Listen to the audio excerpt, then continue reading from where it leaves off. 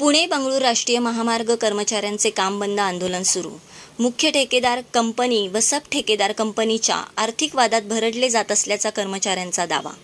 कराडजवळ पुणे बंगळूर राष्ट्रीय महामार्गावरील उड्डाणपुलाचे काम 4 महिन्यात दुसऱ्यांदा ठप्प करण्यात आले।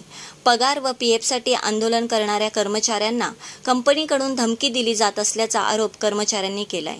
यावेळी कर्मचाऱ्यांकडून जोरदार घोषणाबाजी केली। जानेवारी 2023 पासून पुणे बंगळूर राष्ट्रीय महामार्गाचे 6 पदरीकरणाचे काम सुरू आहे। या कामाची मुदत डिसेंबर 2024 मध्ये संपूनही महामार्गाच्या 6 पदरीकरणाचे काम अपूर्णच आहे। 6 पदरीकरणाच्या कामास 17 जून 2025 पर्यंत मुदतवाढ देण्यात आली आहे।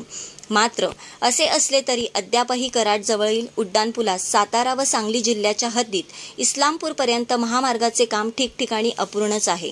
त्यामुळेच महामार्गाच्या 6 पदरीकरणाच्या कामास पुढील वर्ष लागेल असे बोलले जात असतानाच आता पुन्हा थकीत पगार पीएफसाठी कर्मचाऱ्यांचे आंदोलन पाहावयास मिळाल्याने पुणे बंगळूर महामार्गाचे काम कधी पूर्ण होणार असे प्रश्नचिन्ह निर्माण झाले आहे। The best thing team Karad. या ठिकाणी आमची मीटिंग पहिली 15 तारखेला झाली होती। त्यावेळेस आम्हाला 18 तारीख दिली। 18 तारखेनंतर परत म्हणाले 22 तारखेला होते। 22 तारखेनंतर म्हणाले 25 तारखेला होते। 25 तारखेनंतर परत म्हणाले 29 ला होते। काल 29 ला या ठिकाणी जेव्हा आम्ही विचारलं त्यावेळेला आम्हाला म्हणाले की तुमचं पेमेंट अदानी कंपनी म्हणते डीपी जैनला केलं, डीपी जैन म्हणते आम्हाला पेमेंटच आलं नाही। त्यामुळे आम्हाला कोणाकडे पेमेंट आलेलं नाही। जोपर्यंत पैसे देत नाहीत तोपर्यंत काम चालू करणार नाही।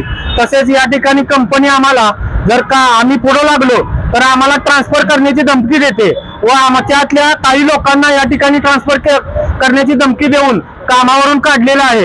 या ठिकाणी कंपनीने आमची दखल घ्यावी।